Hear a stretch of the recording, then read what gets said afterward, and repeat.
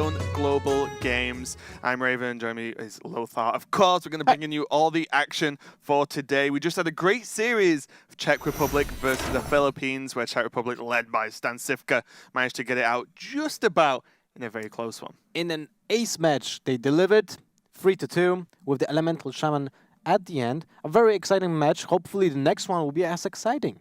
Yeah, and the next one, we do have a great one coming out. It's going to be, I've been looking forward to this matchup since I knew it was happening on day one. It's going to be South Korea versus Greece, two countries that are very have a strong history in Hearthstone. And established players. Yeah, very established players. And, South Korea for me is one a country I'm rooting for quite heavily. There's a lot of great players on there. Handsome Guy, Downey, Kranich, Flurry. That team is scary indeed. That is definitely true. On the other hand, we have Greece with players like Logan, like a boss, who's actually very an insane amount of HCT points. Yep. Then we have Defilor, who is also playing now for Team Millennium, if I remember correctly. Cebu, he wasn't really that, let's say, present on the scene as well as the other three, but still is a formidable player here. Yeah, I think because Greece is so well known with so many players, it's hard to be make a huge impact in general because there's so many just big streamers, big players, and overall. But going back to South Korea, Handsome Guy, the highest point earner basically in terms of just pure dominance in HCT last year. He won 2 of the 3 championships for Asia Pacific and only lost one to his teammate who's on this team and good friend who's Downey. And they're actually physically got together for this match today, so they're going to be hanging out together while they play. And then with the other Korean teams, we can check out the group they're in as well. Yeah, we're jumping to Group D from the previous group: South Korea, Greece, Hong Kong, Hungary, Portugal, and Slovakia. So we have a small talk about this group before. It seems like the best teams are actually right now in the game. Yeah, I think these two, South Korea and Greece, are probably going to be hinged as the top 2 teams in this group. But definitely going to be great to see what comes out of the rest of the teams here, especially Portugal. Looking forward to seeing Hong Kong as well. Yeah. For example, Yulsik represents Hong Kong, so he's been in multiple HCT tournaments this year and last year as well. Yeah. So definitely got some strong players, and something he's said multiple times is he wants to continue to grow the Hong Kong scene. As well, so we'll get to see some of that as well when we see more and more players. So yeah, this is the place. Hearthstone Global Games is where it's at to prove how good your country is in the world. I personally look forward to Hungary in this group because I don't really know much about Hungary players. I want to know them. I want to see what the community seems like. Yeah, it's definitely interesting to see, a lot of the time, no matter how close we all are due to the wonders of technology, and, I can be friends with people from Poland, for example, is that there are some areas you just don't hear too much of in Hearthstone, right? Unless they've played in tournaments like DreamHacks and, some other majors for, HCT itself, for example, you just don't get to see too much. But I wouldn't mind visiting Greece. Look at that. Woof. Wow. And you can live in that country. Yes, people can live in Greece. And we get a top-level analysis. That actually looks awesome. So it is going to be the guys from Greece against South Korea. And another place I really want to visit, pretty much the mecca of esports, is good old South Korea. So with another Blizzard title, with the StarCraft. Yep. They are the gods of StarCraft. Absolutely fantastic when the rest of the world are called foreigners. When it comes to StarCraft and Korea, they're like, anyone who's not from Korea is a foreigner, which is absolutely fantastic for me. But let's talk about more Hearthstone. Downey is going to be the player who opens up for South Korea. He had Rogue or Priest to choose from, and he chose his Priest, and he's going to go against Logan, representing Greece, with his Mage over the Hunter. Maybe just make a quick recap. How does this work, right? Because a lot of people actually tuned in right now. So both teams are setting up players in order that is pre-made before even the teams meet. Yep. So we have Downey against Logan. Then we have Flurry against Like a Boss, Handsome Guy against Cebu, Kranich against Defilor, and they will choose the classes when they know what the opponent is and what classes does he have. Yep. basically. Yeah, so imagine this as one best of 5, but each player is a deck, effectively. You know, that's the easiest way. So once Dione has played Logan, which is Priest versus Mage, then we'll move on to Flurry versus like a boss, like you said. And then they'll pick what class they want to play out of their 2 options. If, like in the first series of the day, we went to an ace match, then the player we can see Kranich for Korea and Cebu for Greece, which is actually a bit of a surprise, actually showing a lot of respect to Cebu there. Means that, you know, they can either play the class they didn't play in their first game or the 9th class for them there.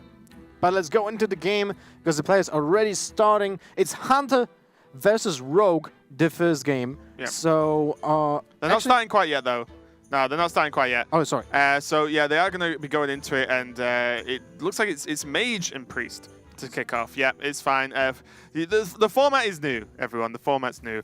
But the Mage list, we've already seen an Aggro Mage from Philippines. Yeah, that is correct. But, you know, Time Warp Mage or like OTK Mage, whatever you want to call it, has actually been very popular. We might see that from Greece here as we start with Logan. Well, Logan, I remember I met him in 2015, I think. That was DreamHack summer or winter. Man, that was so long time ago when you think about it. Many years ago. A very loud person, but a super likable personality. And he's like, you know, he's like a bear. He has a huge beard, and he's such a just likable person and a skilled player as well. So hopefully we'll see a lot of good things from him here. We see like a boss in the background there as well. Yep. The Greek guys grouping up, not too much of a surprise. Those names are switched, of course. Is Logan on the left and like a boss in the background, and then we have Dione with the Cloud9 t-shirt on, and Handsome Guy who's at his place, as we mentioned, representing Korea. So that's going to be awesome. And as we, you know, just to remind anyone new who's tuning in, the teams, when they play, they can communicate with their teammates, or they can choose not to if they really want, but they can communicate, which is why we see some players physically getting together to sit in the same room. They're allowed to be on Skype, for example, and talk to each other as well if they can't quite get to each other. So it's a fully team effort, these matchups. If they, of course, want to, because we have seen in the past teams that are really not good in communications. Like an example, Sweden. With players like Skaka, they rather would just play on their own, make the decision on their own, than just getting distracted by other players, right? So it's a matter of choice. How do you want to proceed with this? So far, we have seen teams that are just cooperative with each other. I wonder how it will look in the future. Yeah, I mean, you know, Skaka's kind of a rare case in that when he wants to focus and play the game, he has no music on, no nothing. He just sits. No distractions, and just plays Hearthstone. That's all he does, 100% focus. So we'll see how that comes into it when we can check out Team Sweden, which is almost Team Alliance plus show, pretty much. So we'll check how that goes later on. But for now, I'm looking forward to this one. Greece has always been a strong Hearthstone region with players, but other than say like a boss in his HCT performance, the players have never really made it onto the world stage in a super impactful way. Well, that's true, but at the same time, I feel like I would say Greece is a grassroots country when it comes to the community, right? Very strong fireside gatherings presence, a lot of local communities, just tournaments, small tournaments, you know, with few people, but actually very active people, and that's awesome to see from communities all over the world. We have talked about Germany and Czech Republic, an example, right? They have strong communities and really well built, but at the same time, other countries are just trying that on their own. And I feel like this tournament will also rekindle that in some countries, or just initiate that community side in their own countries. If right? you're ever going to get together and watch some Hearthstone, it's going to be to actually support your country, right? You know, it's generally what happens in terms of country-based competition. And we are ready now to, once we've sorted this out, to get into the first game. Oh, man. This is going to be Downey versus Logan. The cameras are actually the wrong way around. That is not Downey at the top, and that is definitely not Logan at the bottom. So we will get that fixed very soon. But it is Downey on the Priest, right? So yes. Downey is on the top. It's just the camera's the wrong way around, guys. We'll fix it. But yeah, this already looks... This is strange.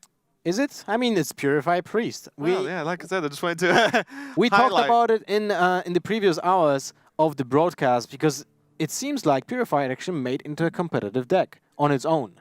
And this deck plays cards like Humongous Razor Leaf, which is the new 3/8 drop. Yes, that can't attack, which is where the Purify comes in to silence that naughty card text off so you can actually get in. But we are going into it now.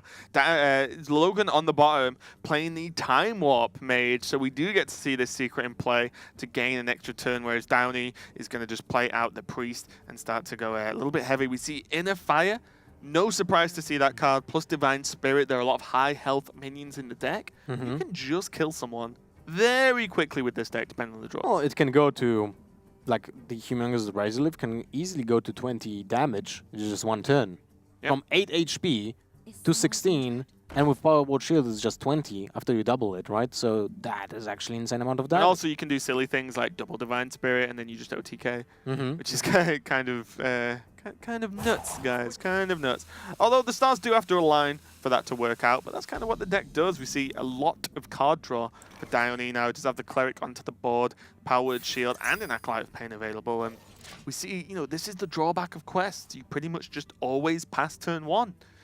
You cannot really interact.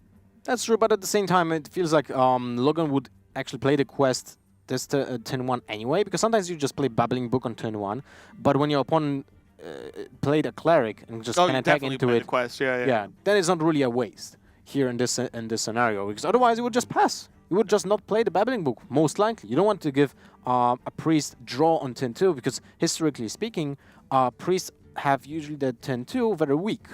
Yep, they either use the Hero Power or just don't do anything. Yeah. There's the Elemental now, yes, which is really nice. And now we've got the cameras fixed for you guys. We can see the lovely faces of Logan, Downey, and the handsome guy over his shoulder. And Shadow Vision's in hand. Absolutely amazing card. It discovers a spell from your deck. Very powerful, so you can get into these things where you have, even more Divine Spirits, even more Powered Shields. Oh, even you more should be allowed. Dragonfire Potions when you need them, right? Exactly, yeah. An additional copy of Shadow Word Death.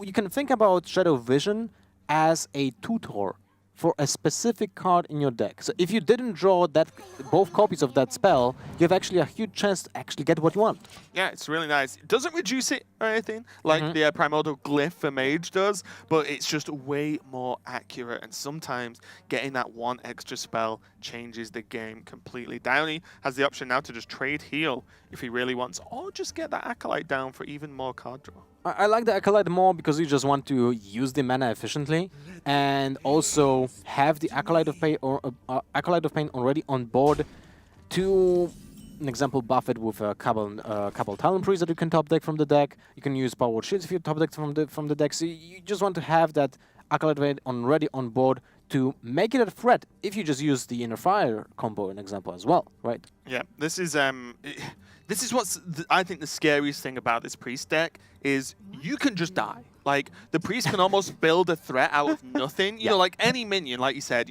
suddenly Powered Shield, Divine Spirit, Inner Fire, boom, 8 damage, or even 9 damage, and that's even at the minimal amounts, you know what I mean? Like, you can just OTK sometimes with this deck. There are cards that will help, though, as the deck is reliant on minion damage, which means, Logan's Blizzard, the Frost Bolts, etc. are going to help just... If someone, if Downey commits to like a Divine Spirit in a Fire, Frostbolt, then Blizzard, then you just can't attack, right? Because if you silence it to attack, you lose the buffs as well. So, definitely something to consider. Logan does have options and does have like a boss with him over his shoulder as well. Cone of Cold, again, a good pick. Very helpful. Very helpful here. Although the version of... I have seen multiple versions of the Open the Waygate Mage, and most of them are not running Flame Strikes, and there's only one copy of Blizzard. So having that Blizzard already in hand is very impactful. Look at that. There's the Talon Priest already in hand, so that Acolyte of Pain would actually make a huge difference. The Cleric can just become an 8/8 this turn. Do you want to make that? I mean, you also can draw cards. It's an 8/8 though, Luther. I'm okay with an 8/8 against like a freestyle Priest. This is what I mean. Like, what started off as a 1/3, obviously it's a Powered Shield, but can just suddenly become a Mountain Giant that draws a card when healed. Like, it's crazy that the threats just come out of nowhere. This Cone of Cold going to be very, very useful for Logan here. He can chain Cone of Cold into Coin Blizzard, deal 3 damage to all the minions, although they can heal. But in this case, within this Priest, I don't think there's a Circle of Healing in that deck. Oh, there's an Nova though. I don't think so, no. Yeah. I'm not 100%. I'll have to admit, I'm not. Silence Priest is not a deck I've played a lot of yet. I've played against it a fair few times, but the amount of different builds we've seen already, from this tournament in just one match means that truly anything could happen. And that's interesting that Logan didn't opt to use the Cone of Cold at all. He's okay with getting 9 damage to the face. Look how much the guys are laughing like down. He's like, I just got him for 8. Yeah, and now and I've just made another 8/8. Holy moly. Yeah. To be honest, I didn't anticipate that. I thought that if I would be the priest in this case, I would have perceived the situation as, yes, I'm going to deal 8 damage, and then I put my opponent into a situation where he needs to use the burn to deal with that. Yeah. Or some kind of stall, right? He needs to do something. But, Logan decided to dig a little deeper, and sometimes that is the right play. Freeze Mage, although this deck isn't Freeze Mage, it's close. It's very akin to, I can take X damage for 1 more turn. And then I'll, change stalls. Because now, look, double Frost Nova, Cone of Cold, Blizzard. Like, Logan can just not allow Downey to attack for the future. The foreseeable future. 3-4 turns, basically, now. And that is many turns, Lothar. Like, 4 turns of your opponent not being able to attack you is kind of ridiculous. That is true, especially when you face a priest which doesn't run any burn from the hand. Unless he runs Mind Blast, but that's not happening. So, small chance of just dying, even when you're like on 1 HP. Yeah. And also, bear in mind never mind. Well, the minions cannot be silenced to attack, because if they do, they lose all of their power. You have Talon Priest, which has 3 attacks. That's something. Imagine if Logan would actually be at 3, he would just die. Maybe even Purify is good here. Purify, develop the Watcher. I mean, develop the Watcher, Purify on it. No, because you can silence the Watcher next turn. Yeah, but Purify draws you a card. But you know your opponent will have more freeze effects. Yeah, so you want to silence next turn. Yeah, but if you want to get your opponent like, catch him off guard, you can use both silences next turn, deal 7 damage. If you draw additional way of dealing damage, you're able to kill him next turn. Yeah. Okay.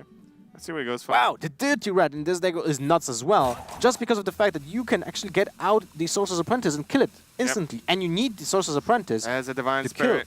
And another Silence as well. Well, Divine Spirit is not really helpful. You just get Silence and just silence this turn, and then double Silence next turn? Oh, no, sorry, he needs the 2 mana to play the Watcher, yeah. So now he can triple Silence if he really wants for a total of 8 damage. But, we'll see. Well, he could have used one of the Silence to just he could have used actual Silence and push for 3, yeah. Yeah, push for 3, puts his opponent at 6, then he needs to freeze the board and develop a secret, so the only option would be Frost Nova. I wonder. And Logan didn't show the Frost Nova last turn because he coined out Cone of Cold. Yep. Which is not, ideal since it actually damages the minions, so his opponent can heal. So it's not sold. He didn't sold out the Frost Nova in his hand at all. Yep. Yeah, this is very tricky for both players here, because there is still an opportunity that Downey just gets frozen out of this game, like, completely. Because if, once the Ice Barrier comes down into Frost Nova, even if there's a Silence, the Ice Barrier adds so much more health. There's still a large chance of drawing Ice Blocks. And then suddenly, Logan is kind of like ticking away on that secret as well. So I think it's on 3 already. So, and he's still got the Cone of Cold, to go up to 4 as well. So there's still opportunities for Logan to just bust out this game. Oh, he was getting close to not play anything. Okay, well, there's 7. 7 damage available.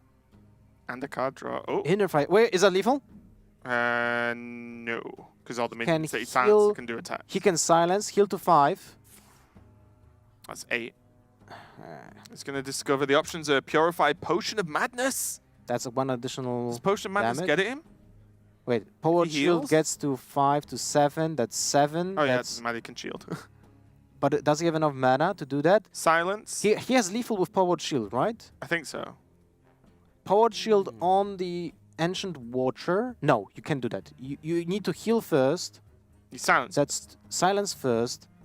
And then you have 2, 4, 3. Yeah, it should be doable, right? If I'm not mistaken, you play first silence on the Ancient Watcher, then you heal it, then you Powered Shield, then you Inner Fire, then you silence Talon Priest, and that's... No, you can't do all of that. You can't heal it as well. Ah, damn. 1 mana close. 1 more shot.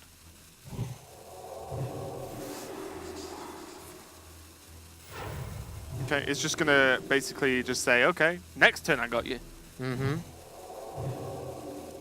Ooh, was there ever a point to save the Not powered sure. shield there so you can silence again? If it gets frozen?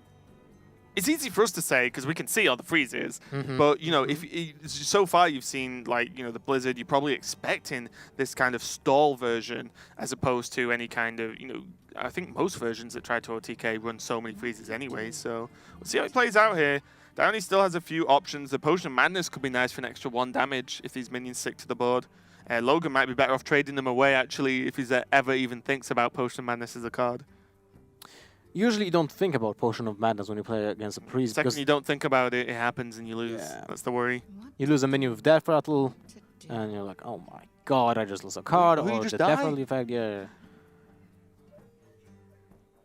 So, in this case, Time runs out on me. Ice Barrier, I think like you need to play the Ice Barrier this turn, just to play around another way of silencing your... I mean, you know that your opponent is running a lot of silences, right? Has to be the case. Yeah.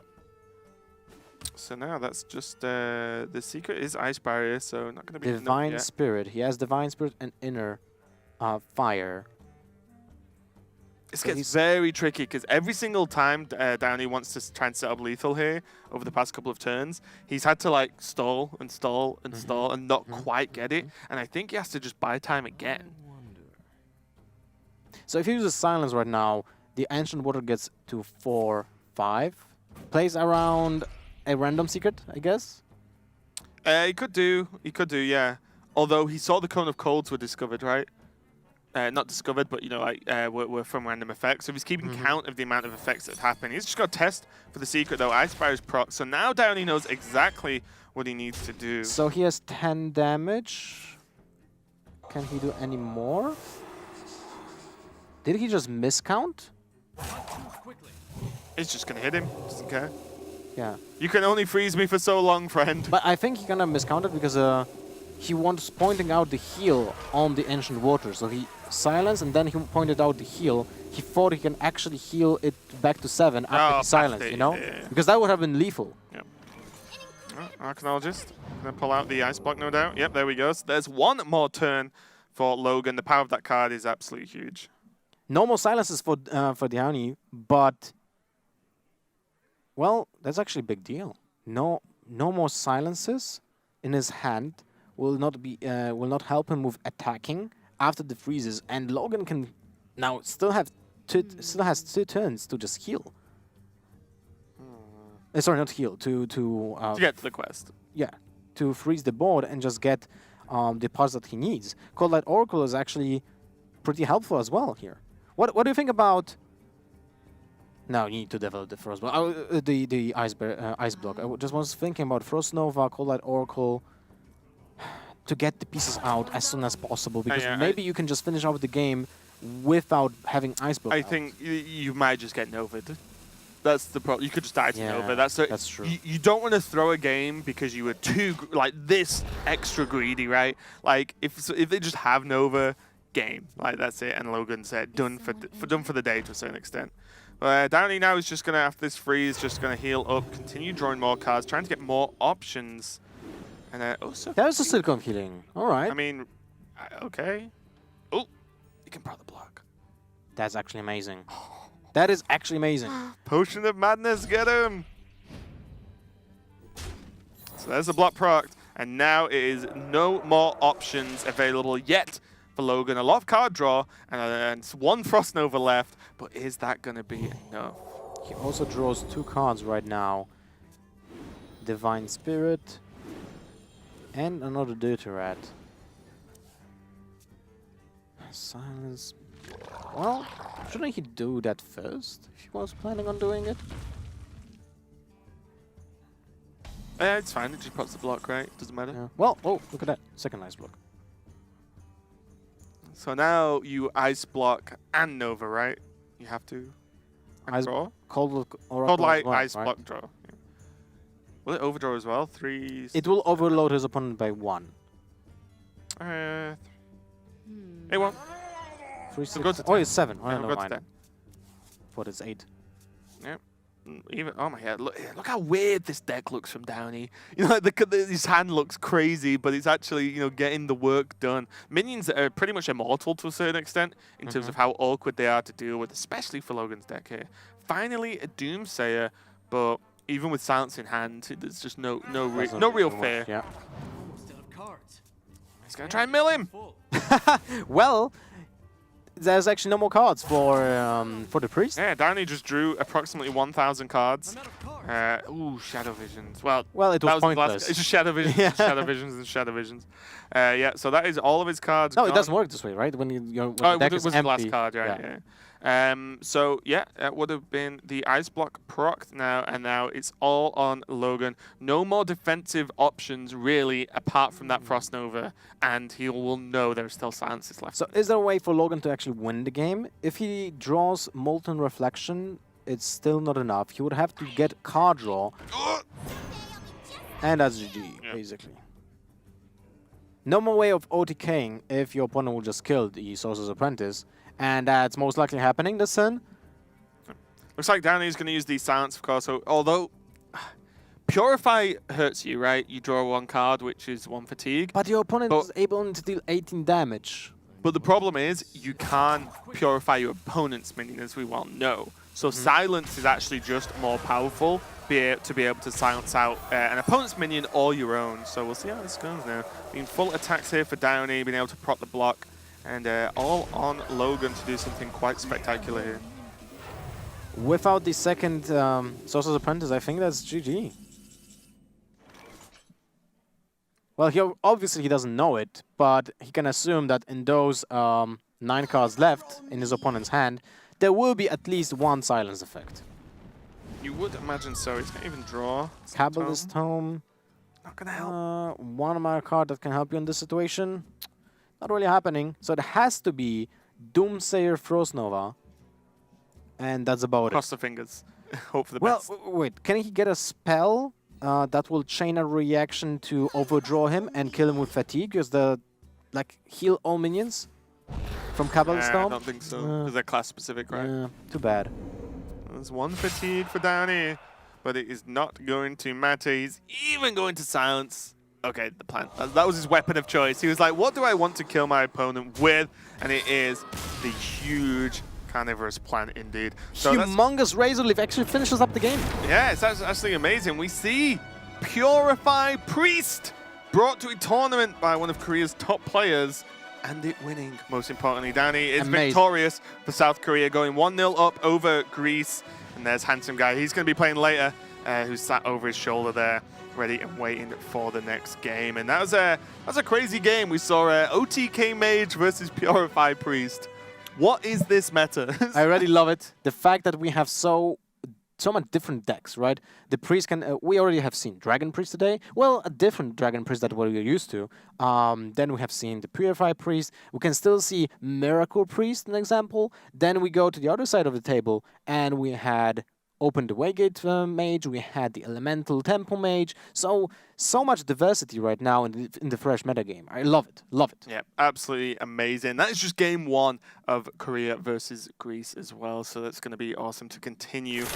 We can check out how it looks so far. We have Like a Boss for Greece versus Flurry, who's bringing a Hunter versus Like a Boss's Warrior.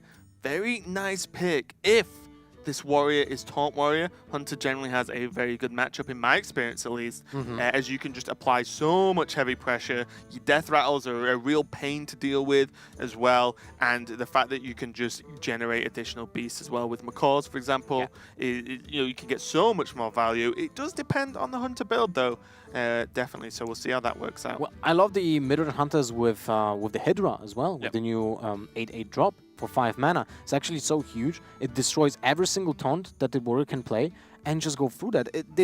The damage on your own face doesn't really matter. Hunter doesn't care about its own life, You just want to finish the game before your opponent can kill you, and that means the any big creature that will just help out clearing out the taunts is super valuable. Imagine the curve. Just you play Beast Macau on 1, Crackling Resomon on 2, Tin 3, whatever. turn 4 Huntmaster on Turn a 3, beast. one of the many turn 3 options. Well, you have a lot of Yeah. like 3 mana drop is like the most common spot for hunters. There's so many useful cards that you can play on turn 3. Turn 4 Huntmaster, turn 5 Hydra, turn 6 7 Highmane. How do you deal with that? You don't. That's the answer. It's really tough. It's really tough. But yeah, and we even saw some players actually bringing cards like Hunter's Mark into the list. We saw, I think Camlin was playing it in Throne of Cards, because that just also deals with a lot of the Taunt Warrior issues. They put up like Primordial Drake. Oh, that's a lot of health. Oh, wait, now it's 1. It's really good. So we'll see how that plays out now. We can see the players getting ready like a boss. Was sat with Logan, so he's got Logan next to him anyway. Flurry there chilling. Flurry actually has some great achievements in the OGN Hearthstone Masters as well, which is the Korean sort of biggest tournament over there, tournament circuit. He's very good. And he very narrowly missed out in HCT last year. He was just he lost to Yulsik in the semi-finals to be able to make it through to BlizzCon actually. So he came very, very close. That's painful, man. Yeah. Being so close to like such a huge goal, it always leaves you hanging in a spot when you want to prove again that you're a really good player, right? So in this case, they are playing as a team, but I feel like every single player wants to prove that they are a good player, they're a good deck builder. They want to get that, going for them. Well, like I said, even though it's a team and the teams can work together in terms of communication, the player who is like on the screen, the name on the screen, is the player piloting that deck. Yeah. Right. So they can still either mess up or do well. There are a lot of decisions that end up being the pilot's decision, 100%, or snap calls. Like that is on you. And like you said, you either use the time to shine, or you have potentially letting the team down a little bit, which could be a problem. So not only the team down, but also the entire country. The entire population of the country, which is definitely a lot of pressure for these players as we get into the first game. Flurry versus Like a Boss. Oh, look Like at a Boss, that. Pirate Warrior. Okay, things change now.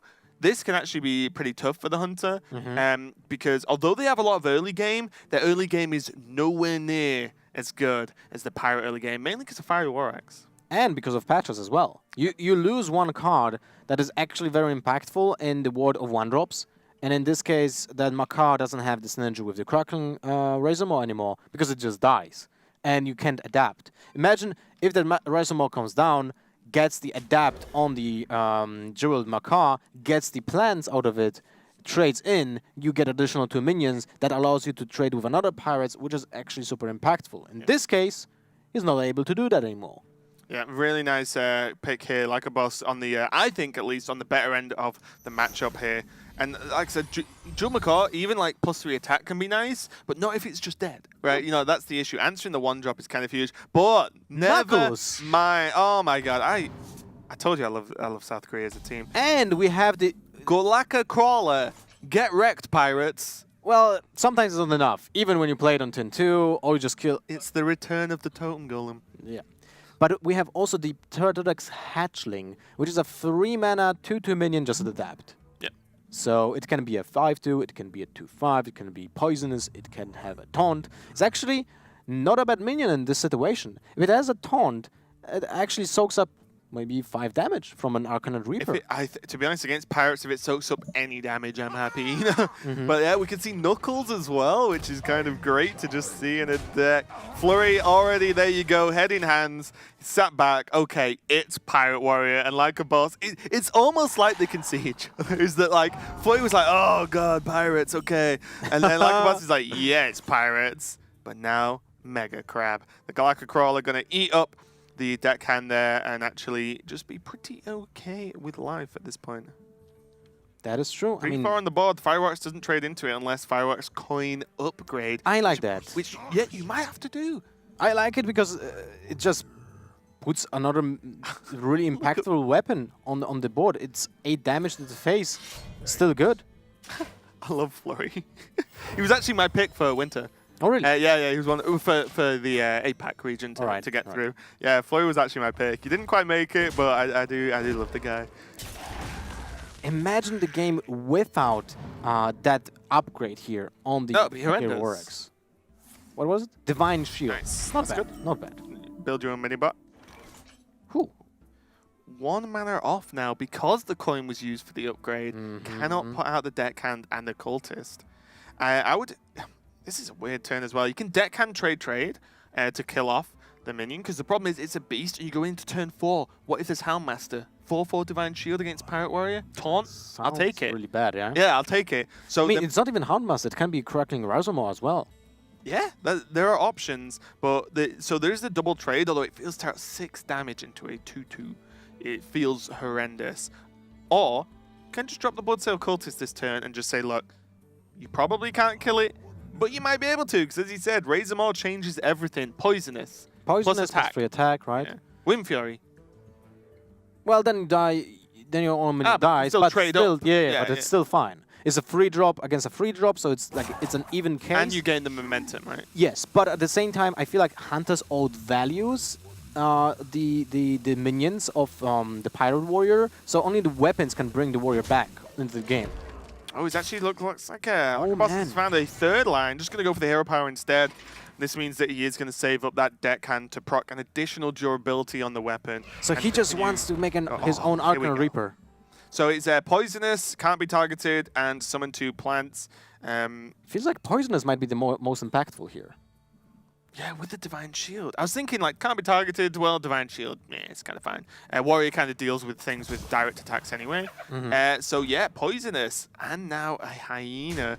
Where does Lycobos even look at this point? You know, like, the Poisonous minion is a nightmare. The Hyena is also a nightmare. What do you kill? Well, you need to kill the Hyena as soon as possible, so I'm guessing You sacrifice the Cultist. the deckhand will just be enough here, right? It will have charge. You play deckhand, you play the cultist, you charge the deckhand into the hyena, then you kill Kraken Razormaw. But then the Cultist just dies. Yes, Yeah. but you still have a 5/1 weapon. Yeah. And you know that you have second Fear War Axe with the Nagakosa, so that's 8 damage. The problem is that the Hunter just kind of slowly grinds It's you one out. step Yeah. ahead, isn't it? It's just Yeah. edging forward every single turn. And look, this is super awkward.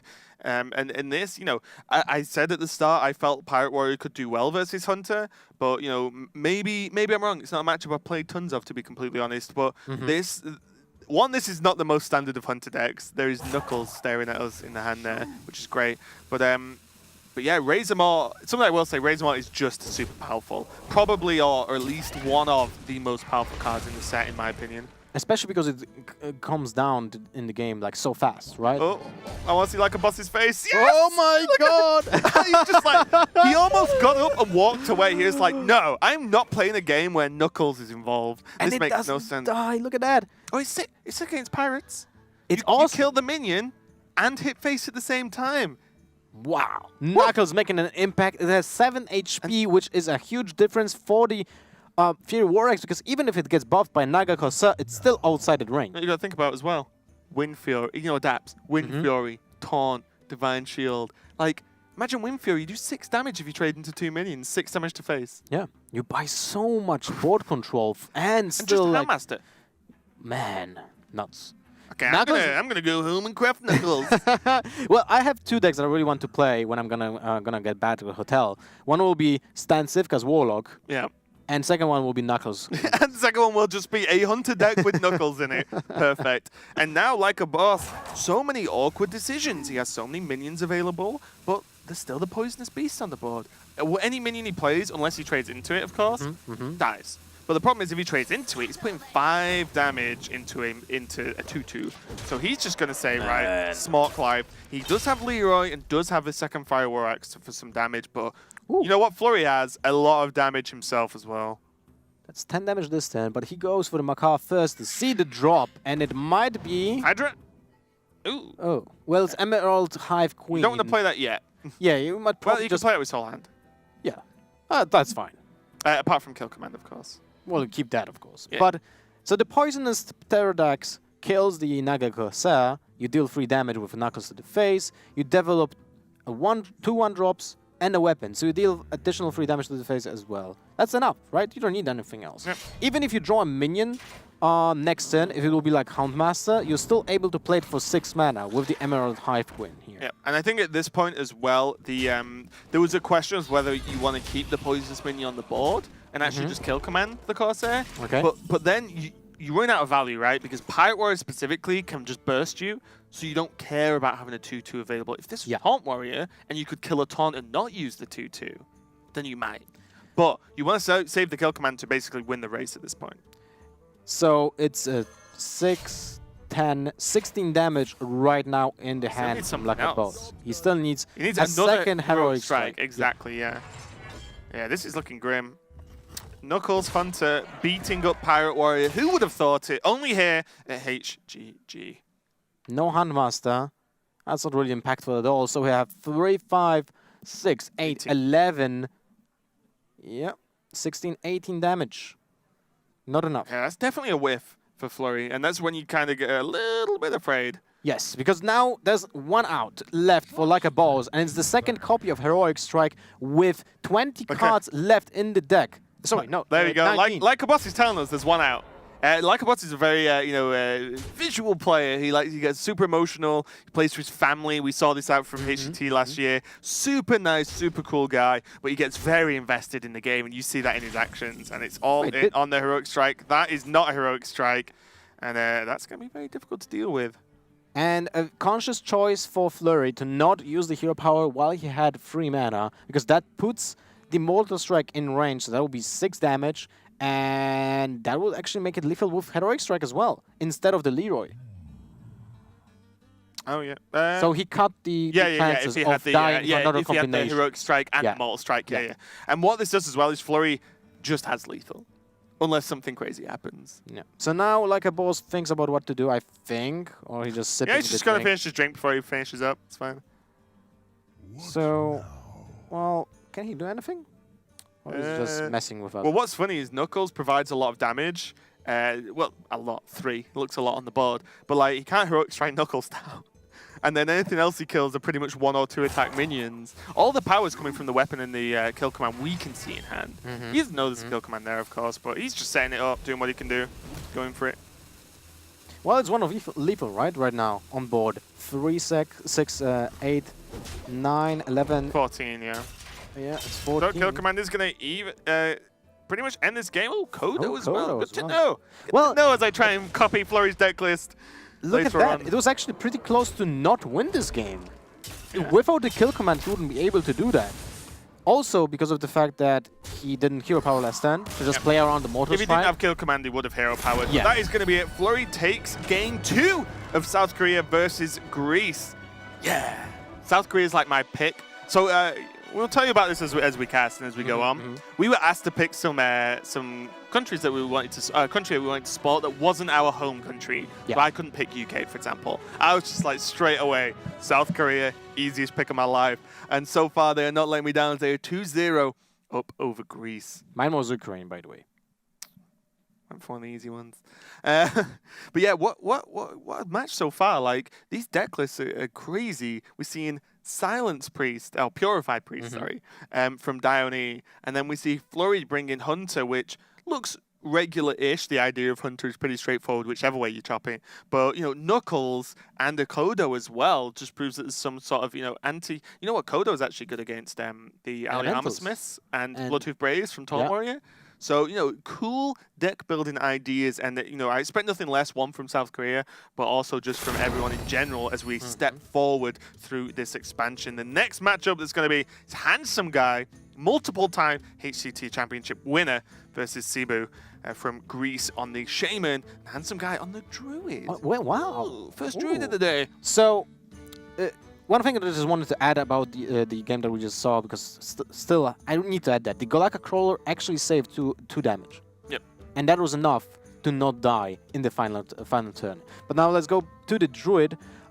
We have basically 2 archetypes of Druid that are playable right now. That will be the Aggro Druid, which is very explosive, but can whiff as well, because it has just a plethora of 1-drops, living mana as well, which we kind of ended, like, during evaluation of cards, it was really tough to say if this card gonna be playable or not, right? It's such a weird effect. It felt good, but you didn't know how strong the deck as a whole was going to be, right? Exactly. I think that's the key. You can see the players just getting ready as well. Handsome Guy and Downey, just swap places, like, put me in, coach.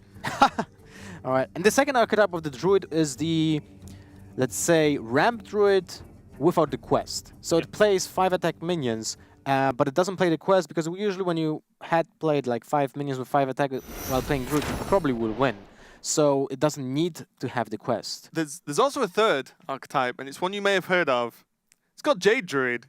Fino and Ladder has been doing very well with it. LVG has actually brought it to China Championships. All right. So it's a Jade Druid. There's a couple of new cards in there, but predominantly it's Jade Druid. So there's still a chance that it could be good old Jade. So I know everyone loves Jade Druid and everyone loves watching it. Especially me. Yeah, especially Lothar next to me. Absolutely loves Jade Druid. It's his true passion.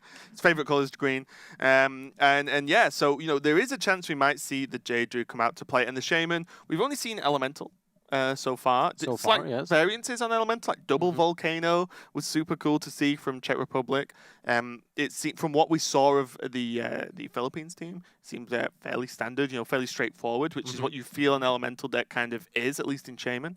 But yeah, we might see something else out of Greece. Well, we might still see like an aggressive Shaman, right? Didn't really lose. I mean, they did lose Trog, an example, but there's still a lot of very powerful one-drops. Like Glacier Shard is actually, when you think about it, a very powerful minion. It deals additional damage because it freezes out weapons out of the opponents, right? So it's pretty really strong tempo card. Yeah, we saw that for earlier on, right? You just freeze the Mana Worm on turn 1. You suddenly the Mana Worm just skips a turn. Like, okay, gives me an additional turn to develop. And then buys a hero power from the mage on turn 3, which is super awkward. For the mage. So we are getting into it, and Handsome Guy is actually rocking the aggro/token druid by the looks of things, and Cebu is, probably not Jade Shaman. This just looks like the Shaman everyone else is running with the early Shaman with a few Jade cards in it. Jade Lightning, Jade Claws, and Aya are the main ones. Eggnapper. Oh my. Okay. So, Genzo is one of my favorite cards, even though no one plays him. Handsome Guy is now my favorite player ever because I bought many packs just to get the dust to craft Golden Genzo. I have him on my collection because look at him, he's holding Hearthstone cards. Well, he's insane. Oh my god, Handsome Guy, my hero. So he's the guy that plays ladder every single month on every single server to get all the card backs. Yep, exactly. And then buys, every single pre-order, limited editions of Overwatch. Yeah, Genzo doesn't mess around. Genzo is a pretty legit Hearthstone player. I've played him a few times. Good friend of mine. Like I said, have him in gold. But in general, Handsome Guy is running the overall sort of token aggro deck. We see the Ravasar run, the Eggnapper as well, which is another... The art in this expansion is ridiculous. Oh, man. Okay. Oh! Lightning Bolt, Lava Burst, Master Portal, Pharaoh Spirit. That screams either control or aggro. Yeah. Because Lava Burst is still a good card for control decks. It's just a good removal. 5 damage. I mean, it gives you the overload, but it can still be used as a control tool or just a finisher. Yeah, there is, I believe, LVGE that I was talking about earlier as well is actually bringing an aggro Shaman list to the China Championships as well. So there is a chance that this is a very similar list. All right, let's see what's happening for Handsome Guy. He has the coin, but the Runt without 2 minions already on board is not really good options. I'm guessing he will just want to play Eggnapper on turn 2. Oh, wait, what? Sometimes you just got to get something on the board if you're the aggro deck, right? Even if it's not great. Gonna go for the coin. That's very interesting. So he wants to play Mark of Shaw on the next turn, get a draw, get a 4/4 beast on the board, deal some damage. But this will not get anywhere with, well, Cebu's answer, right? I mean, if he wants to lightning bolt it. Well, he can just trade deck and... Oh, no, he has can't. no weapon. It's not a weapon. Yeah, that's what I mean. So now the question is, well, how afraid are you? So an idea against token, or any token deck, really, any aggro token deck, is that you just kill everything at all cost. Do not let them buff stuff, right? But... One, is Cebu going to be, that has he played this against this deck much? 2, is he going to feel the need to just kill a 2/2 that should be more because it lost its adaptability because there are no other minions on board? Maybe he thinks it's okay because the hand is so bad. But my worry is when a druid like this doesn't have a good 1-drop or a good 2-drop, probably means they've got buffs in hand. I think that's a pretty fair nod. So I would be worried, but we'll see if Cebu has any ideas of his own here. If he lightning bolts, it locks out his Feral Spirit next turn, which is very important as well. That's true, but he's going for the lightning bolt, and discipline. And look at the Handsome Guy's face. He's like, oh no, lightning bolt! I didn't anticipate that. Like no one uses lightning bolts nowadays, right? Oh, but he got me to throw into the board. Very enchanting Raven indeed. Which is not perfect, but you can just refill the board with a 2/2. It's better than hero parrying this turn, as this asks another question of Cebu. And now Cebu's suffering from the Lothar affliction of drawing patches every single game, as Lothar's managed to draw patches 12 out of 15 games that we were watching yesterday or something like that. Yeah, it was quite horrendous. It was actually a ludicrous number of times. I can empathize with Siwo right now. This is a horrible feeling. And now this doesn't look great at all. Well, now he can't clear. Can he just commit with the Maelstrom portal? I think he has to, right? He just deals 1 damage, gets one minion on. Maelstrom against tokens. But those tokens will be huge. They will not die. That's why you roll spell portal. damage, don't. Ah, all right. Monload. Now I know. Have you never played Shaman before? It's two mana spell damage to him. Done.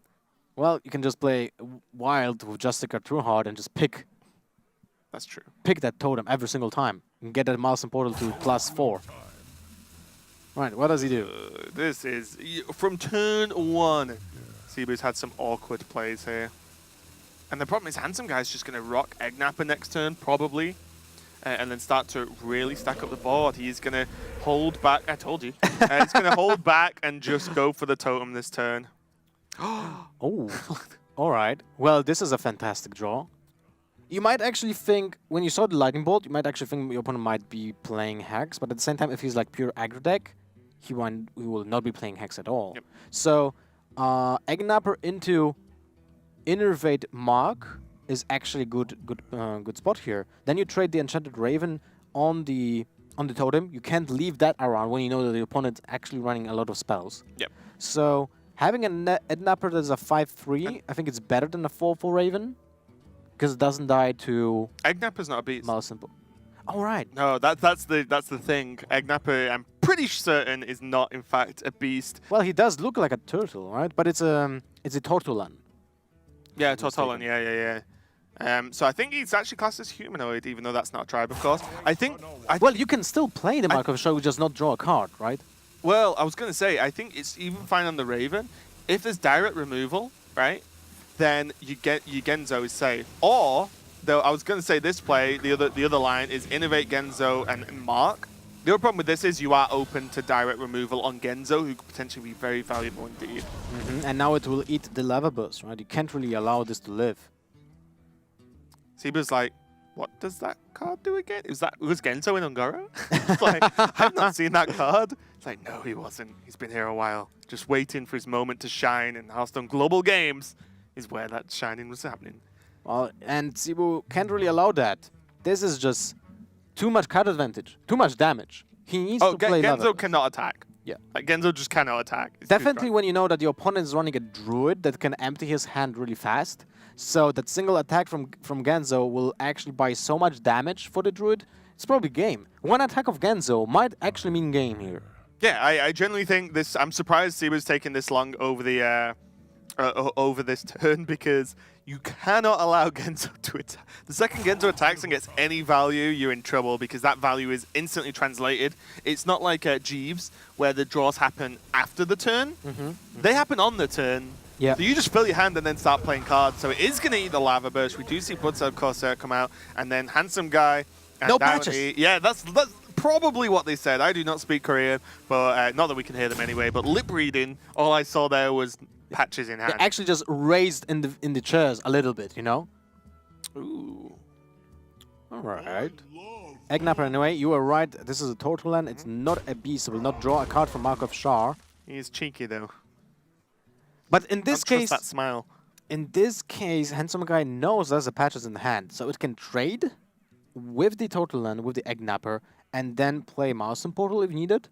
Then they will get another patches and trade into the Raven.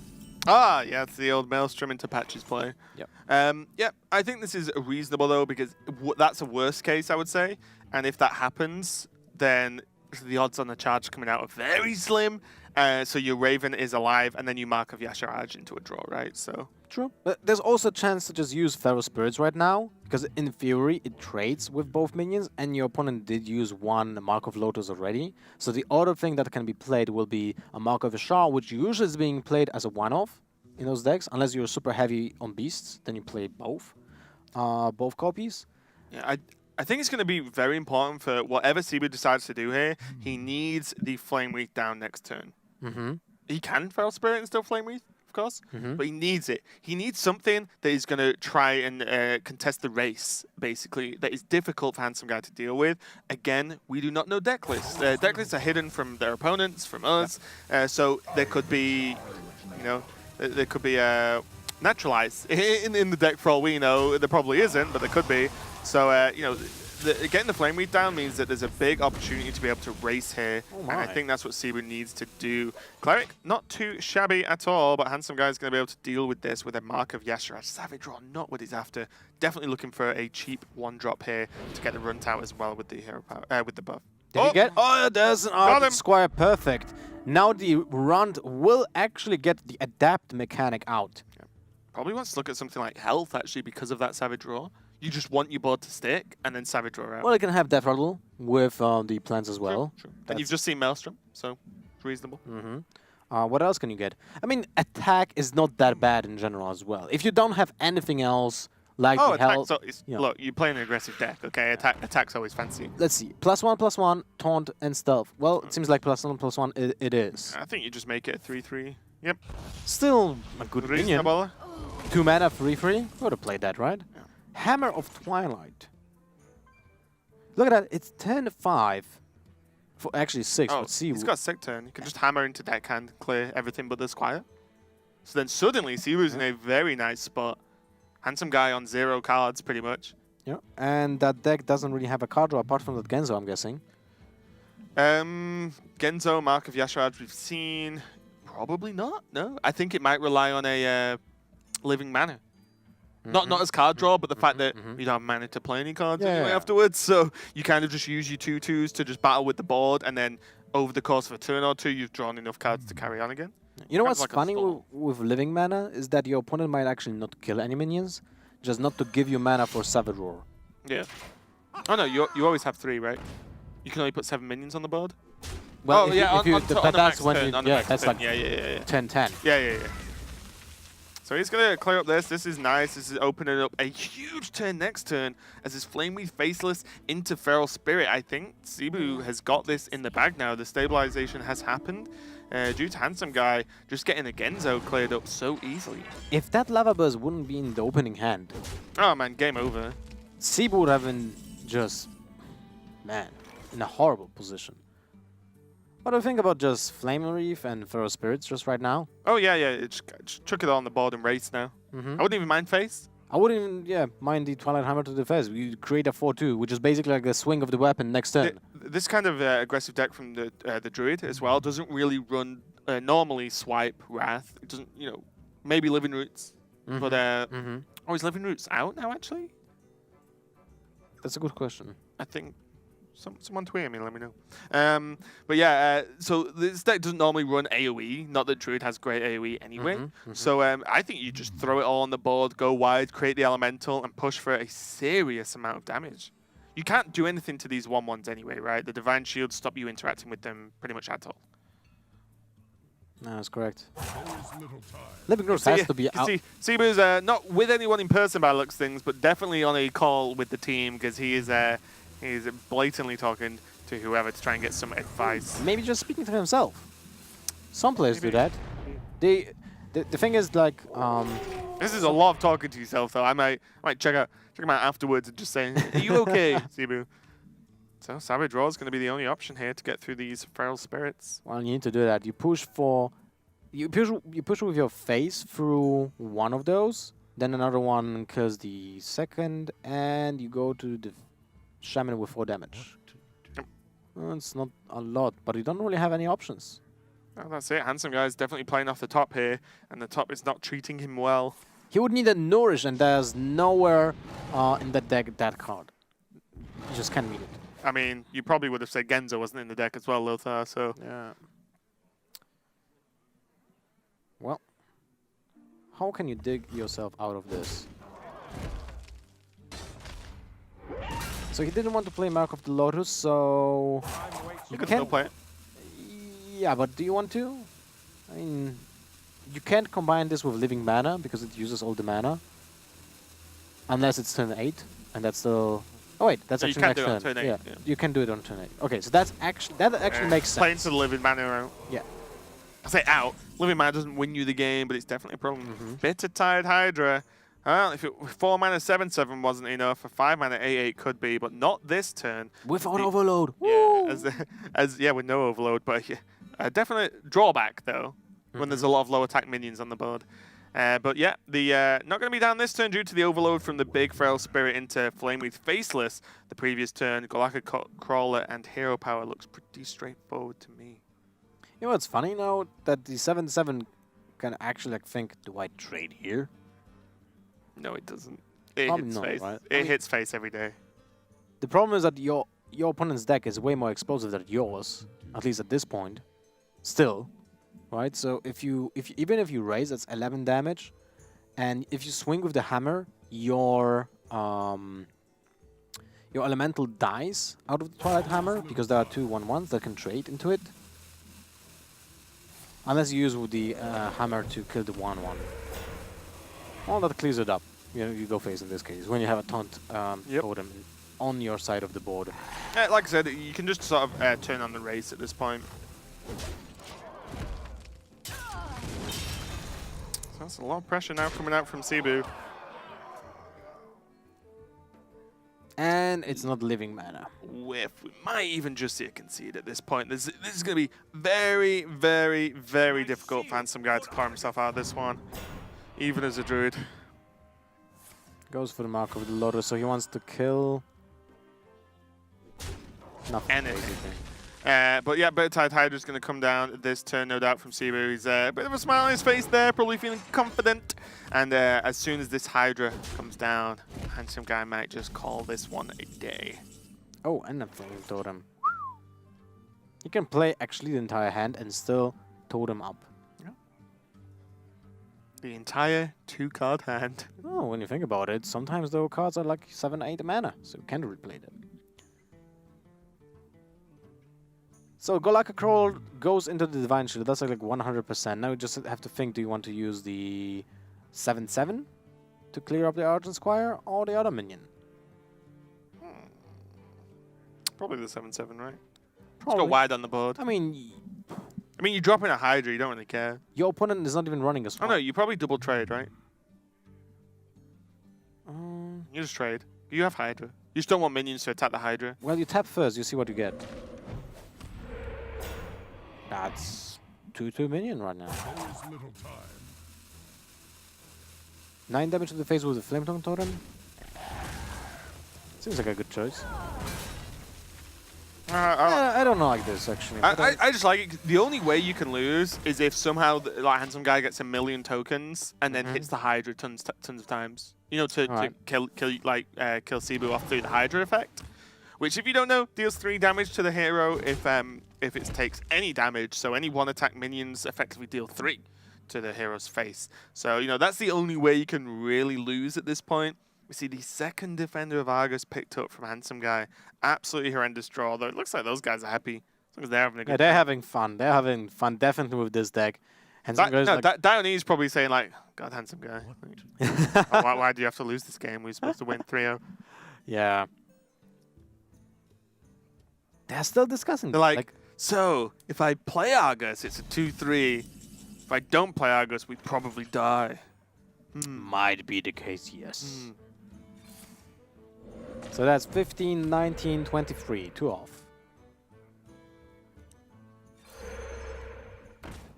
The hitter of the 10 damage. Sounds powerful. Scary minion indeed. He has 3 heads, which means 3 bites, which means 10 damage with the Flame Tongue. So each head deals 3.33. Yeah. Reoccurring. And 0.1 is lost. I mean 0.01. Patches comes out and it's still game. Yeah, nothing he can do. They're just laughing. They're like, oh no, the Petrus dies to the totem. He concedes. Handsome Guy is going to lose this game. Cebu is going to put 1 point on the board for Greece and stop a complete clean sweep. So he's going to be happy there with the aggro shaman again. Yet another deck we have not really seen too commonly on ladder. Everyone's focusing on the elements mainly, but you know, Subaru's like, I'm gonna do it the good old-fashioned way. I heard 4 mana 7/7s were good, and now I can put a 5 mana 8/8 in the deck. Sounds good to me. You can't curve out all of them like both because you have Overload for 10/5 if you play the 7/7, but at the same time, it's more consistent, right? You want to put a big minion on 10/4/5 or like the mid-range, right? So when you have 4 copies of those, it's easier to do when you just only have the Flamer Faceless. Worth noting, Greece seems to be old school. They just play the last metagame. Pirate Warrior, aggro shaman. Like, why not at this point? But yeah, that is going to be 2-1 for Korea still. So they're still ahead, and they need one more victory coming up. And it's going to be Kranich who's going to be trying to get him that victory next versus Deathalore coming up next. Kranich going for the Mage versus Warlock. All right, so this will be an interesting. I'm guessing everyone kind of will lean towards the Open the Waygate Mage here. And I think so. It seems It like is Kranich though. I think it could he be likes aggressive aggro. decks, Yeah. right? Yeah. I think it could be aggro, but Deathalore in terms of the Warlock, I imagine, you know, I know Deathalore a little bit, and I imagine it is going to be a Zoo from him. I'd be kind of surprised if he brings Handlock, because Zoo just is, although we've not seen it yet, it's actually pretty consistent. It pretty good always deck, was a yeah. consistent deck, right? Like when you think Zoo, it actually is a synonym of consistency because every single card is doing almost the same thing. Yeah. It's a minion with good stats, and you just play that on board. There are some minions that give stats to other minions, so you wait till you play the first ones. Yeah, it's just complete repeat value, right? With the lack of Power Overwhelming is now in the classic in the Hall of Fame. So, you know, you don't get as much sort of huge value trades from the 1-drops or anything like that. But in general, the minions are highly valuable. You still have Soulfires. There's the more discard card mechanics, like the Legendary works well with discard. And then, oh yeah, that's a good point. There's E-Cup in the background. Oh no, the German is helping the Greece. He's not involved, just to be sure, but they both play for Team Millennium, so they are actually, the whole team is in France for boot camp. For this tournament, specifically, for most of them anyway, and maybe for some tournaments coming up as well. So they are boot camping, as you can see. They're in what I'm guessing is the Millennium offices. Shout out to them then. Yeah, it's awesome. It's we've seen multiple players get together physically and you know, work on this tournament. And you know, Greece saw like a Boss and Logan together, but they were definitely helping out Cebu there. And he got the win on the board. So we'll see how it turns out as Korea's throwing up Kranich with this mage. I'm looking forward to this. Every single match seems like a Christmas Eve. You know, you get something what new. will we get next? Yeah, what do we get next? Or it's like a box of chocolate. You don't know what to get. Right, every single one will be different. But there are no bad things apart from the Pirate Warrior we saw earlier. So. Yeah, well, to be honest, I feel like Pirate Warrior is kind of needed in the game anyway. You need a strong aggro deck to just keep control decks in check. And I feel like maybe Pirate Warrior is a little bit too strong, but it's still I'm okay with needed. a sprinkle of Pirate Warrior. Yeah. And we have Belaka Crawler right now, which is kind of impactful. Yeah. It fits in some decks even without the effect, right? Because it's still a beast, it's still a 2/2/3, so it's not that bad. And when you think about it, there are a lot of pirates in other decks as well. Rogue always has pirates. There are Swashbucklers, there might be deckhands, right? There's always patches, so might be some effects. All right, so let's get ready to rumble. Kranich on the Open the Waygate Mage versus Deathalore on Zoo. Got him. Good guess, Raven. Oh, wow. Fantastic. Up top. I hope you heard that. But I was wrong about Kranich. He is going to play Time Warp.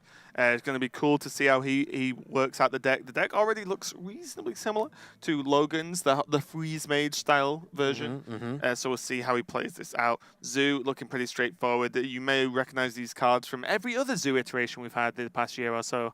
As we see Soulfire, Knife, Doomguard, and Darkshade Councilman. But Kranich already... I love South Korea. Looking at the Molten Giant list, there are a few players playing this, and I believe they have Arcane Giants and Molten Giants in the list. You play both. And this means when you know, Molten Giant was nerfed to 25 mana, but when you procced at 1 on Ice Block, it's fine. Becomes cheap enough. Yeah, it's at 0 anyway. The problem with this version of the Mage is the fact that you can't really reliably go through taunts. because you might just not have enough damage. But at the same time, it's easier to assemble those combo pieces because you don't really need 4 or 5 cards. You can finish. Sometimes you can finish the game with a single giant. Yeah, depending on how much damage you've done beforehand, and also you can the base combo, depending on what the list is like 3 cards. Alexstrasza, 2 giants, Yeah. Time Warp, hit. You don't like, even need Alexstrasza. well, sorry, 2 giants, Time Warp, Alexstrasza. In terms of almost guaranteeing the damage if there's no taunts. So yeah, it's a lot easier to pull off. And Kranich now does have Doomsayer on 2 as well, which means he can sort of try and push back this zoo opening. Oh, it's a good opening, I would say. You put 5 power on board on turn 1.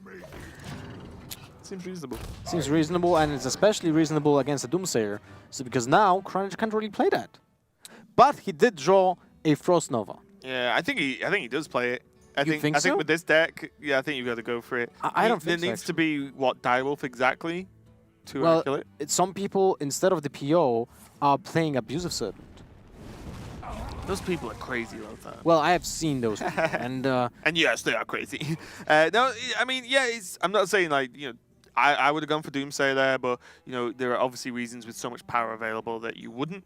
But yeah, there is the Frost Nova probably did help with that decision. You are right. Well, yes, if you would have drawn anything else apart from the Frost Nova, I probably would have played the Doomsayer anyway, just to have a chance of securing the board and having an insane advantage early on. But when you have the guarantee to play turn 5 Doomsayer Frost Nova, and your opponent most likely will not have a chance to deal with that, because we talked about this actually yesterday, not a lot of people are actually playing the Alchemist. Yeah. So there's an easy way of dealing with the Doomsayer nowadays. Then you just clear the entire board from Zoo, and that's amazing. Yeah, these Fireflies going to come down from Deathlore, go a bit wider onto the board, and also make it more and more likely that this Ravenous Pterodax is actually going to go off, which it destroys one of your own minions that you choose and double adapts, which is absolutely insane. It's nuts. Plus attack, Wind Fury, get him. That's 14 damage if your opponent doesn't reply to it, which rarely happens, but it can happen. So still, Kranich will get a lot of damage in the upcoming turns. It's 6 damage this turn, and he can get even more in the upcoming one, because he will still not play Frost Nova. So he will go down by a huge margin when it comes to his health. He doesn't have card draw in his hand as well, that's a problem. But he knows his turn 5 is Nova Doomsayer, turn 6 Blizzard, so he still has a lot of card draw to actually get something important and something crucial. Deathlore's got the choice now to either drop down the bigger minion in the form of the Silverware Golem, or drop down 2 1-drops, or even just a 1-drop tap. But you want to put as many down as possible to try and get this Pterodax off. I would say the tap and Bloodseer Corsair, or anything else that he draws as a 1-drop, would be better, because he knows that he's getting closer to turn 5. Yeah. And that is like the death wish for Zoo when the just Doomsayer comes out, right, with the Frost Nova. So he will definitely not overextend, but at the same time, wow, he goes with the Silverware Golem. Interesting. Yeah, he's probably just confident that on turn 4, all of this cannot be dealt with, and if he deals with the bigger threats, Kranich has already given a nod that he wants to ping off the Flame Imp, sorry. By pinging it the previous turn, he wants to be able to ping it again. So he's already kind of given the nod that he wants to do that, and then if he pings, he only has 2 mana left, Frostbolt, say, onto the 3/3, well, okay. There are three minions still left on the board. That's true. So now let's count this. If he pings the Flame Imp, he still gets 6 damage to the face. That's 13 life left. If he just goes for the Frost Nova, he's still left at 19, so he heals essentially for 6. Is it worth it to lose the second Frost Nova here? Because you will definitely play Frost Nova or Doomsayer on turn 5, and your opponent will probably not commit more minions if you just play the Frost Nova. So I like the ping. Yeah, I like the ping. The ping's nice just because, one, you set that up anyway. Yeah. You kind of committed to it regardless. And also, like you said, this kind of just sets up for a cleaner 5. And then he can actually Frost Nova any bigger threats later on. Because you've got to think, this isn't about just getting Frost Nova Doomsayer off the once. Like, you've got to make it to the late game here. And he's okay taking damage, remember. He has a Mauling Giant in hand. Yeah, not bad. No Ice Block, of course. But Still okay. The giant is currently at 14. You have to remember it was nerfed from 20 to 25 cost. And for Devlor, I feel like this is the turn when you should play the Pterodactyl, but at the same time you're aware it's turn 5. And if your opponent just plays Doomsayer Frost Nova, you literally have no way of dealing with it. Yeah. Maybe just a direwolf. No direwolf. You already played. He goes into the Pterodactyl. +3 attack, I guess.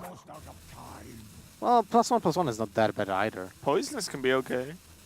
Also +3 attack. And Death Route, right? has to be Death Rattle, especially before turn 5. I love the animation on the massive adapt. By Oh yeah, when it grows. It's like, dum, dum. Yeah. Check that out if you've not seen it, guys. If you can catch it then, at least. It's gonna be Frost Nova Doom saying no surprises here. Still, 2 minions will be left. Yep. So it's not that And there's a horrible. direwolf available. Ooh, and a Doom. Well, that's close. It's actually 5 damage. Well, what's kind of cool is there can be Malkazar's Imp into Doomguard next turn to draw 2 additional cards for the turn after. He can cycle.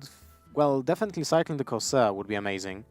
Direwolf Alpha a little bit less, Yeah. but it's okay. But I think with the Doomguard you might be too slow otherwise, because it's gonna be. I suppose you could maybe take one turn. I just worry about Blizzard follow-up, because the 2 damage clears your whole board if you go Alpha into 1 drop. Yeah, that's true. Oh my! That's a great draw. Okay, now we're in business. That is a great draw because now if he just cycles through with the Golem and the Corsair, not only he draws more useful cards, but he develops the board for 0 mana. It's amazing. Oh. Yeah, So, bear in book mind as well, first. Kranich is on 0 out of 6 spells so far. 0. Kranich has got a long way to go for his quest. That's true, but at the same time, he might even finish the game without that. Yeah, true. He doesn't necessarily need his quest to win. What to do? What to do? He wants to go for the Sorcerer's Apprentice here. Right, because he doesn't need it to finish up the game, right? Putting up Minion against Zoo is still great. Loot Hoarder and a Cumberless Tome. Seems like Loot Hoarder is the option here. Because you want to card draw. It kind of trades with one of the 1/1s. It's like when you play Babbling Book, your opponent will not trade. It will just ignore I it. think you have a ping so the Sorcerer's Apprentice doesn't die. Time runs out on me. Yeah. Good option as well. Just means that you've got that little bit more chance that the Apprentice lives, which means you can do crazy things next turn. And that's also interesting because now Defiler, if he wants to kill the Sorcerer's Apprentice, he either needs to sacrifice the attack from the Doomguard into it, or he needs to play Direwolf, and that Not means... play the Doomguard. Exactly, not play the Doomguard. So essentially, he's always losing damage. And you can't really allow the Sorcerer's Apprentice to live. And what is even more important, Defiler doesn't know which version is he facing. Yep. So he might not... I'm almost convinced that he actually doesn't think about Molten Giant at all. Probably not. It's definitely not the common list. The Exodia sort of Antonidas chain list is most common. And then even just Arcane Giants on their own.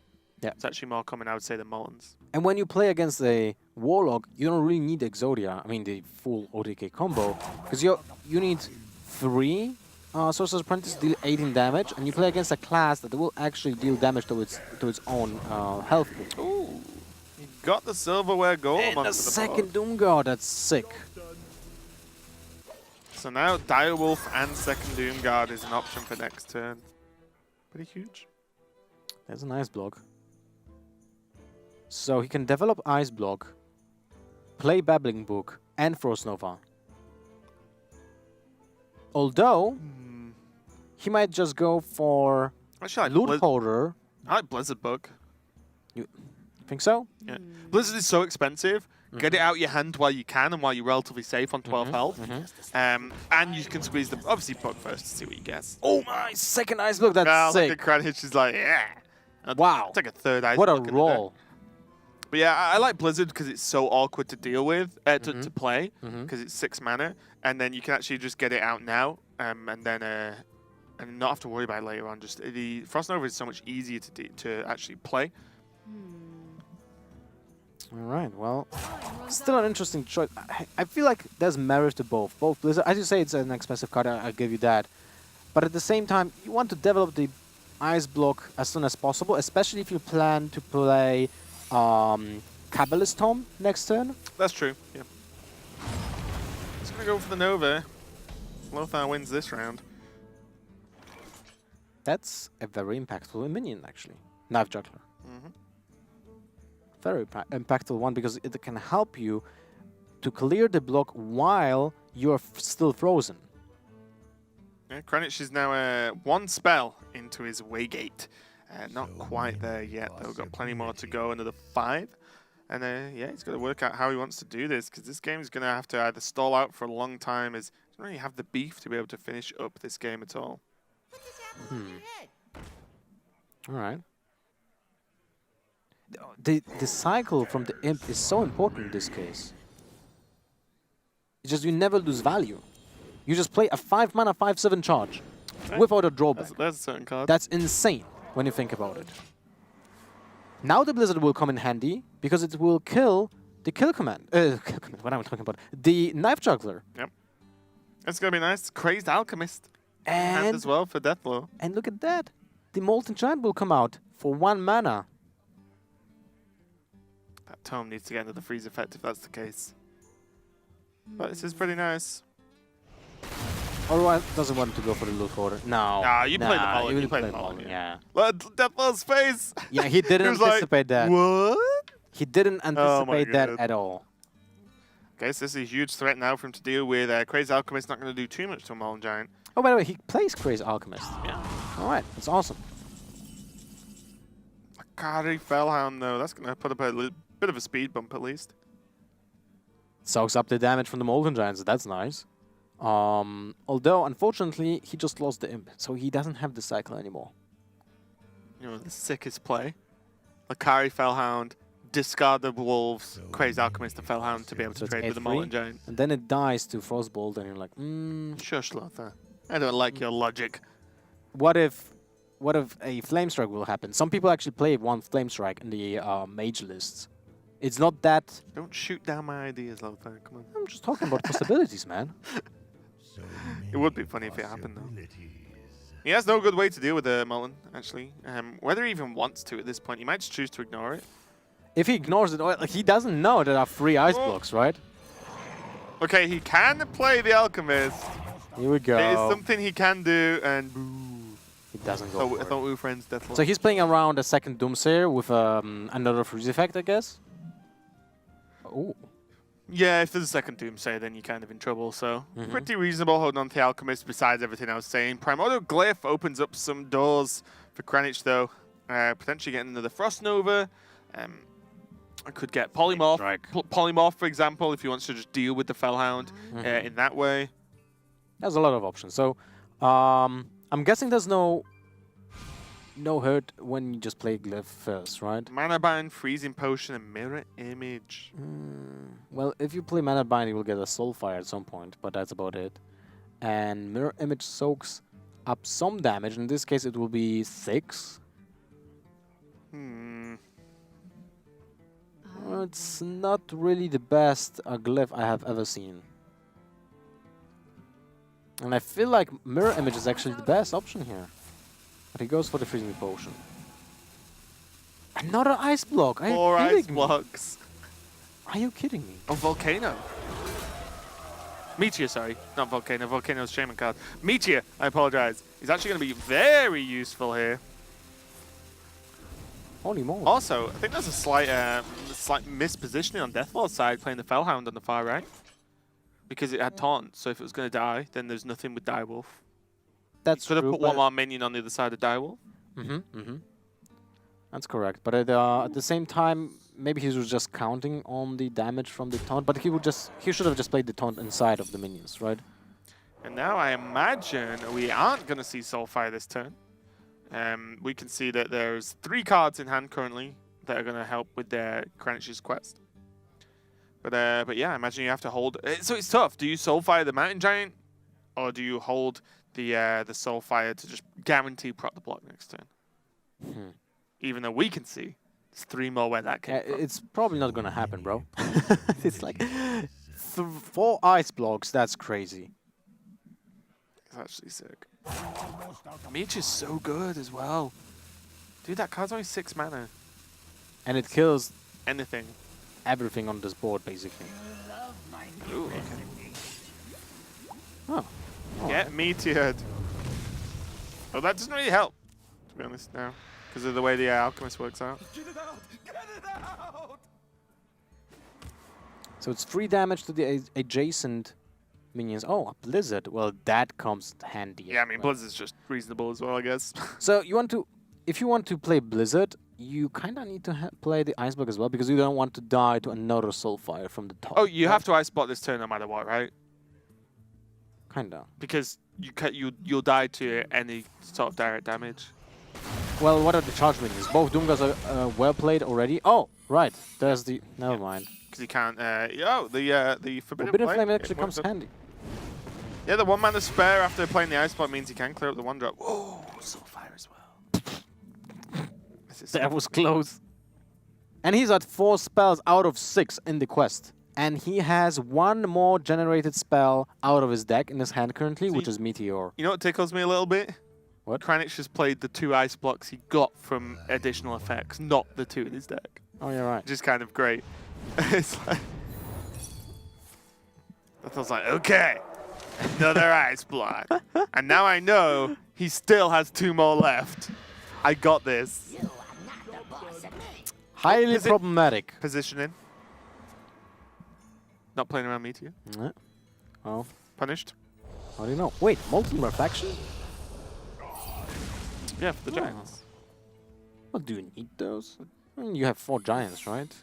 It's a cheaper Faceless. He might not play Arcane. He might actually just rely on just the ice block. Oh, look at that. Knife Juggler also comes in handy because you actually popped the block. That is ridiculous. This is so funny. Deathlaw's like, this time. Nope.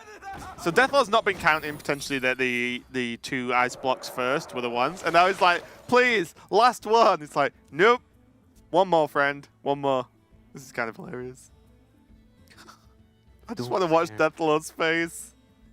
Ice block number 4. This is why we should only be allowed 2 cards of any copy. 2 copies of any card, sorry, in a deck, because this is just ridiculous. So he still has, Oh! he still has Okay. Alexstrasza in his deck, right? He's like, this cannot be ice block. This is what are the odds, guys? What are the odds? Also, these will soak up some juggles, but with no freeze effect. This means that, of course, that the block will 100% be procced.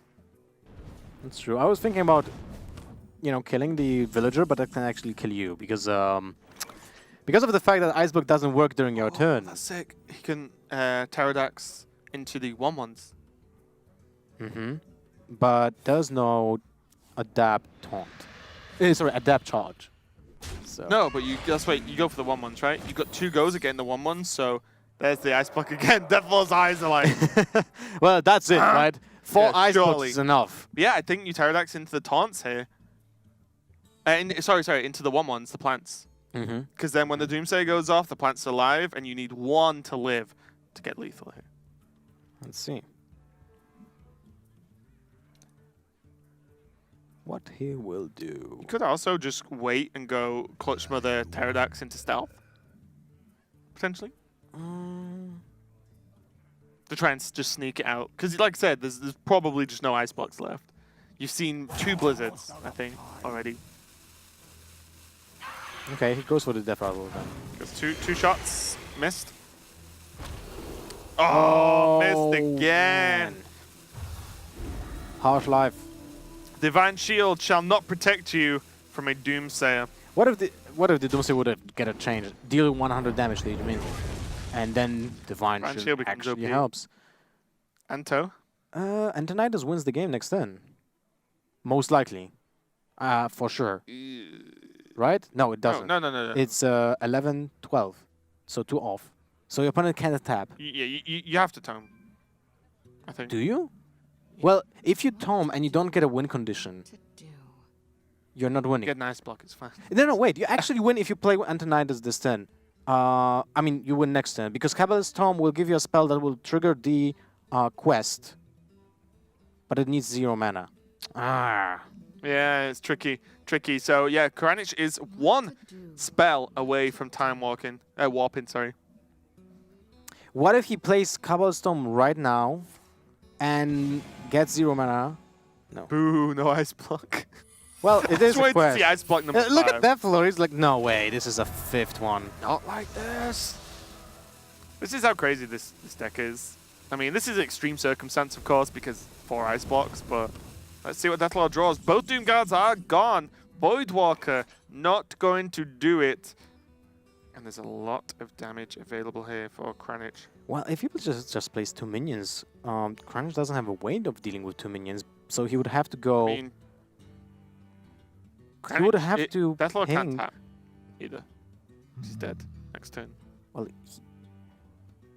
he doesn't know that. No, I'm just saying, like, if Deathlord taps, he is dead because of time warp. Yeah, but even if he doesn't tap, he just plays both minions, then Kranich can ping the Clutch Martyr, take a turn, and then Fireland Portal, the Voidwalker, get a 5-drop. And then ping the Clutch Mother again. Yes, and kill it. And he will still be alive for another turn, have a 5-drop on board. I mean, if this was me, like, I would just tap. It would feel bad, but I would just be like, I just need stuff on the board. I feel so as well. Yes, and gonna that's go live tap. And that's going to be game. So we see the Wait, don't be so fast. People kind of mess up sometimes, okay. you know? Kranich doesn't. Well played, indeed. So we're going to see it should be a ping, time warp, pyroblast, couple of turns. Let's see what happens here. Kranich is taking his time. I'm kind of surprised. See? Oh, he got it. Nah, see? Never mind. We're going to see ping, time warp, gain a turn. That clock is going to get rewound. And Kranich gains 1 additional turn after this. So he clicks end turn, and it actually resets, draws an additional card. Pyroblast is going to finish it for 10. And South Korea take it over Greece with Kranich on the time warp mage there. 3-1 in total, taking that final win over Deathlord, playing the Zoo list. What a crazy series. Actually, so far, every single game was really exciting. A lot of outcomes that could have gone either way, and a lot of decisions to make, actually. I think this is the toughest deck to play in overall in current metagame, the Waygate mage, right? There's so many decisions that you have to make, so many also random cards. So many ways to build the deck as well. Yes. Right, that's the thing. And we did see, 2 additional ice blocks, which, I mean, Kranich would have lost if it wasn't for those ice blocks. That is true. But you do play a lot of cards that generate more cards, right? Like that's the way the deck works, and the way you actually proc the quest. So stuff like this is going to happen. But it was great, great play from both players, actually. I think, like I said, Deathlord's tap, that if it was actually, gave Kranich lethal, I would have tapped every single day of the week. I think almost everyone would tap there. Yeah, exactly. So there's not much you can really try and play around there. So yeah, South Korea is going to take it. There is no need for an ace match. They went 3-1. A strong performance for those guys. And yeah, they're going to be joining Czech Republic in the first 2 teams to be able to get wins here. So we see Downey beat Logan, Flurry beat Like a Boss, Cebu beat Handsome Guy, and then Kranich took down Deathlord. No need for the ace match with Kranich to play again, which would have been a joy to watch, although he couldn't have played his mage. That is true.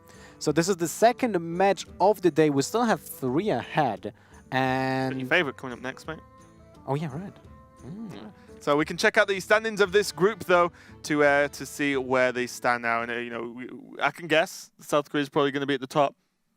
And then well, it has probably going to be at the bottom. Has to be because they have a 3-1 and the other team has a 3-2. Groups, right, as well. Oh wait, what oh god. Yeah. You missed my joke, Clover. Sorry. Okay, so we see there, with a 3-1 record, as we mentioned, that the game score is going to potentially be important later on. And now Greece taking the loss. But as we said, these are probably the 2 top teams in this group. So now they've sort of got each other out of the way. They can focus on preying on the other teams, but it's all down to the other teams, Hong Kong, Slovakia, Hungary, Portugal, to actually, knock these guys down and propel them ahead as the top 4 go through. Yep. To the second stage, of course, it's still far away. Just to recap what we have said in the beginning of the tournament. There's a round robin in every single group, so each team plays against another team once. Then we get to stage 2, where you have another round robin, but with less amount of teams. Yep, we take a top cut from every single group in this stage, move it on to a second stage, and then we'll move on from there to get a single elimination and then the grand finals. But that's going to be it for now. We're going to go to a very short break before we check out the next match we've got coming up. Plenty more Hearthstone for you guys today. This is Hearthstone Global Games. Don't go anywhere.